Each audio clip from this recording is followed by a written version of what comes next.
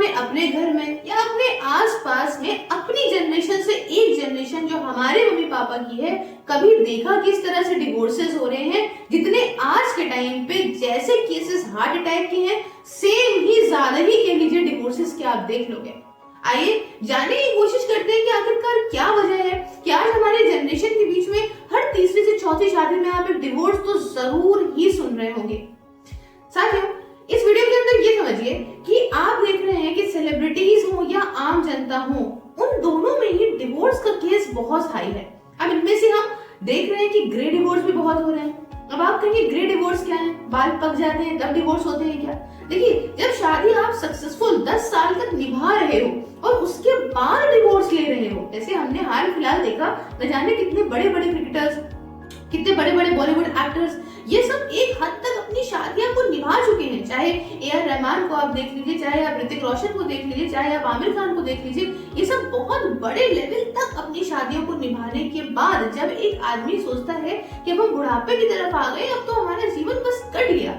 लोग कहते हैं कि 5 साल तक एक अच्छी शादी निभा ली आपने तो इसका मतलब है आगे भी निभ जाएगी, बट ये सारी कथनी यहाँ पे गलत साबित हो रही है। ये तो चलिए हमने कर ली ऐसी शादियों की बात जो कम से कम 10, 15, 20 साल साथ में तो रहे हैं। अब हम इन शादियों की बात करते हैं जो 2, 3, 4, 5 इतने सालों में ही टूटी जा रही हैं। चाहे इसमें हार्दिक पांड्या की शादी का हो या अभी आपने चहल की शादी का देखा इनका हो, या हम बहुत सारे बॉलीवुड एक्टर एक्ट्रेस की बात कर ले, उनकी भी बहुत ज्यादा नहीं चल रही है। इसके साथ एक बहुत इंपॉर्टेंट चीज आप देखिए कि आप अपने आसपास देखोगे तो मैंने यही केसेस देखे इसमें 10 दिन की शादी, 1 महीने की शादी, 3 महीने की शादी, 4 महीने की शादी या 1 साल के अंदर तक डिवोर्स हो रहे हैं। तो आखिरकार ऐसी क्या वजह हो गई कि जब एंगेजमेंट से लेके मैरिज तक आपको एक टाइम मिलता है, उस टाइम पे आप बहुत खुश होते हैं, उस टाइम पे आप जानते हैं, समझते हैं, घूमते हैं, उसके बावजूद भी आप डिवोर्स ले रहे हैं? ये तो एक केस है।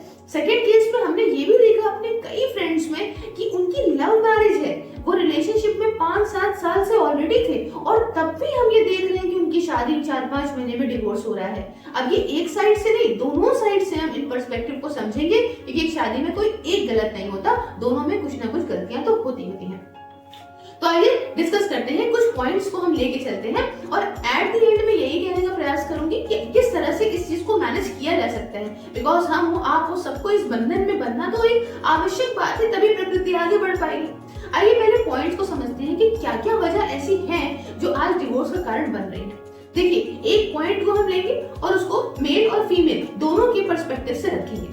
देखिए, सबसे बड़ी बात तो क्या है? सहनशीलता। सबसे मोस्ट इंपॉर्टेंट थिंग क्या हो रही है वो है कोई आजकल किसी की सुनना नहीं चाहता। दोनों ही व्यक्तियों में एक अच्छा खासा ईगो फैक्टर है।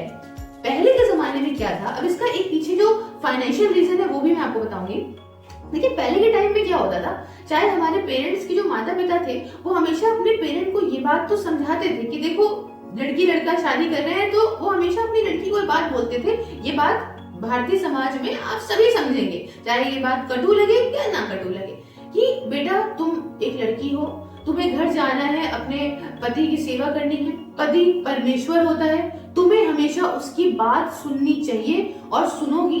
अगर कुछ खटपट होती है या कोई ऐसी लड़ाई होती है तो तुम्हें उसे इग्नोर करना पड़ेगा और चीजों को सॉल्व करके आगे बढ़ना पड़ेगा। भले उस समय महिलाएं मारपीट खा रही हो या कोई उनके साथ जो है वो बुरी हालत में वो जी रही हो अपने ससुराल में, लेकिन तब भी उनके जो मायके वाले थे वो हमेशा यही समझाते थे कि देखो यहाँ मत आना, क्योंकि भैया ये एक बहुत बड़ा इशू का कारण हो जाएगा, समाज में बेइज्जती हो जाएगी, और इस चीजों को सॉल्व करो, तुम्हारी शादी हो गई है और अगर एक बच्चे कर लोगी तो शायद बच्चों से परिवार और बन जाए। और उसके बाद धीमे धीमे किसी तरह से महिलाओं ने अपनी जिंदगी काट दी, हंस के, रो के, कुछ भी। आज आप देखते होंगे अपने घरों में, आसपास के घरों में कि बहुत सारे ऐसे हस्बैंड्स भी हैं जो बहुत ही ज्यादती करते हैं, लेकिन तब भी औरतें उनका आज भी साथ देती हैं। अब ये तो हो गई पुराने जनरेशन की बात। ऐसा नहीं था कि पहले डिवोर्सेस नहीं होते थे, बट बहुत एक्सट्रीम केसेस में होते थे जब बिल्कुल बात हाथ से निकल जाती थी।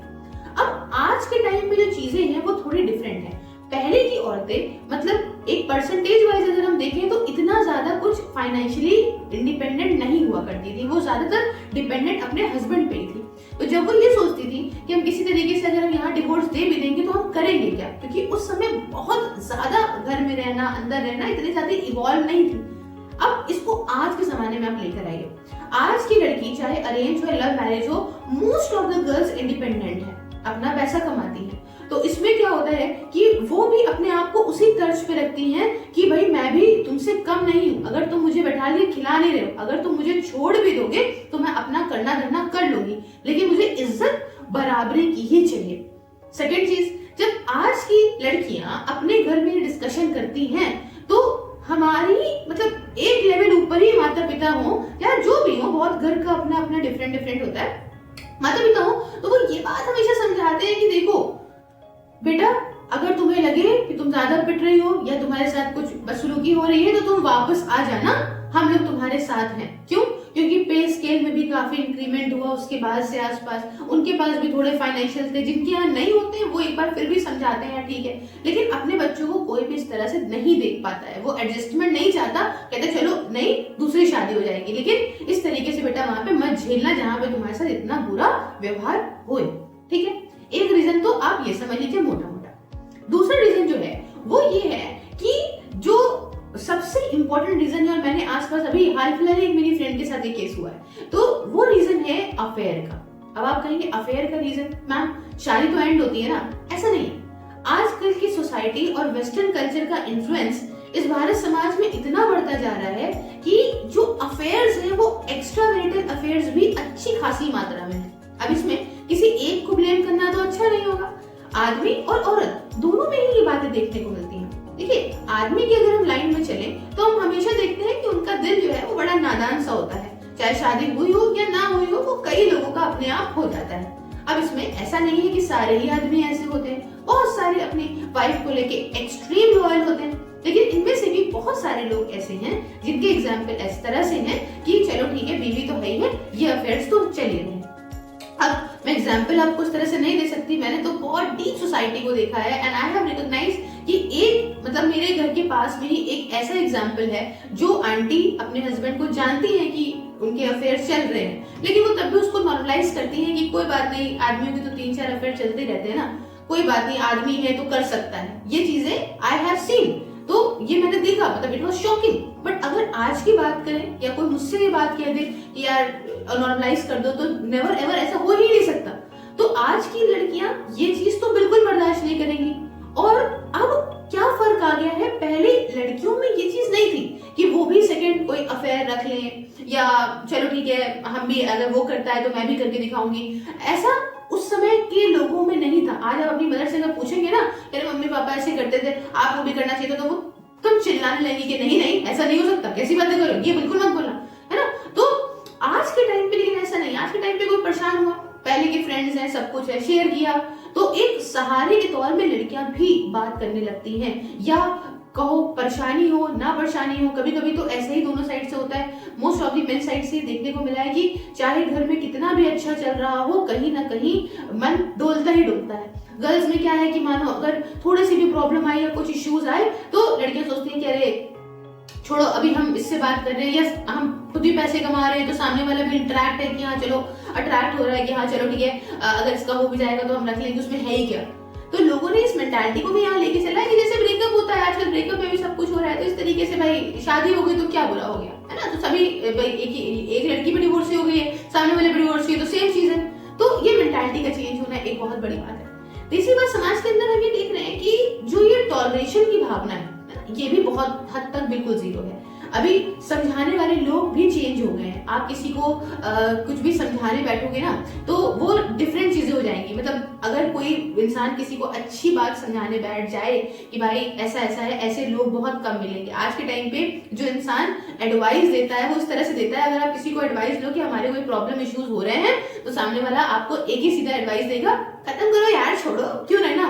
मतलब कोई उस चीज के पर्सपेक्टिव को सेकंड स्टेज से समझेगा ही नहीं कि भाई ये भी हो सकता है, आओ ऐसे करके पहले देख लो, अरे छोड़ो, खत्म करो, बहुत मिल जाएंगे। ये एडवाइस का भी, थर्ड पर्सन की एडवाइस का भी एक अच्छा खासा रोल यहाँ पे हमें देखने को मिलता है। एक बहुत इंपॉर्टेंट पॉइंट जिसे डिस्कस करना बहुत जरूरी है वो ये कि आजकल लोगों के माइंड में ना, बहुत सारे लोगों के माइंड में ये चीज है कि हम, जैसे हम ऊपर वाले एक्टर्स या क्रिकेटर्स में देख रहे हैं कि हम अगर कुछ नहीं है तो हम थोड़ा सा अपने से नॉन गुड लुकिंग या थोड़ा सा कम गुड लुकिंग इंसान से शादी कर लेते हैं और एक बार फेम में आ जाते हैं, और फेम में आने के बाद फिर अपना भी करियर सेट, और जब हम इसको डिवोर्स देंगे तो इससे अच्छा खासा पैसा भी हमें मिलेगा, जिसके केसेस आप एलिमिनी के देख सकते हैं बहुत सारे। देखिए, एलिमिनी को रखा गया था इसलिए कि महिलाएं अपनी शादी या डिवोर्स के बाद कम से कम परेशान ना हो, उनके जीवन यापन करने के लिए वो कहाँ जाएंगी, क्या होगा, बाप ने इतना पैसा लगा दिया, तो उसकी अपने जीवन यापन करने के लिए था। बट आजकल आप देखते होंगे जितने भी केसेस फाइल हो रहे हैं, 1 करोड़ से नीचे तो लड़कियां मांग ही नहीं रही हैं। तो एक ये बहुत बड़ा रीजन है। और एक जो मुझे बहुत बड़ा रीजन लगता है, दैट इज कि अब प्यार, मोहब्बत, वो अटैचमेंट, वो जीने मरने की बातें कि हम तुम्हारे साथ गरीबी में भी रोटी खा लेंगे, वो खत्म होती जा रही है।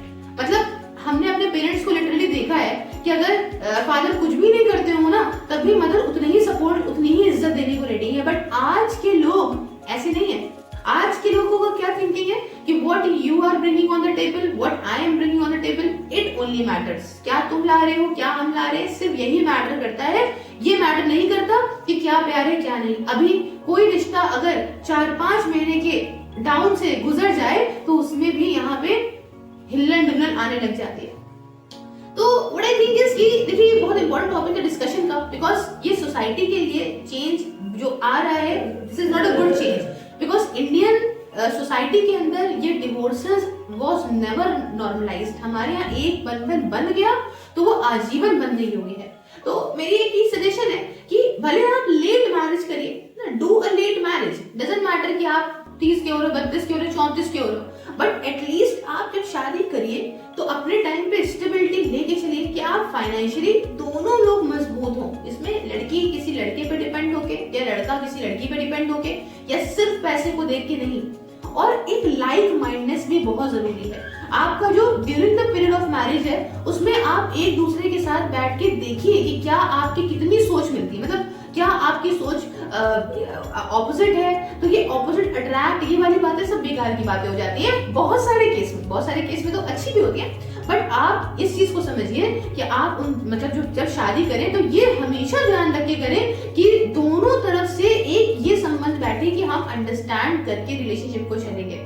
कभी कभी बड़ी बड़ी बातें भी इग्नोर करनी पड़ती हैं 2 रिश्ते निभाने के लिए, है ना। हम अपने घर में भी बहुत सारी डांट मार खाते हैं, लेकिन तब ये सोचते हैं कि तो हमारे माँ बाप ही तो हैं, लेकिन हम रिश्ते में हार बहुत जल्दी मान जाते हैं कि अरे यार ये तो बहुत टॉक्सिक है, जरा सी बात पे ये हो गया। तो जितनी तेज बात पे लड़ाई करी, उतनी तेज बात पे सॉल्व भी करना उतना ही इम्पोर्टेंट है एक रिलेशनशिप को आगे चलाने के लिए। वरना एक अच्छा नहीं है दूसरे से करिए तो क्या गारंटी है कि दूसरा पहले वाले से ज्यादा अच्छा होगा या अच्छा नहीं होगा। तो ठीक है, ये मेरे थॉट्स हैं। आई होप कि आपको अच्छी लगी होगी video. If yes then do like, share and subscribe, and also you can follow me on all social media platform, link is in the description. जय हिंद, जय भारत।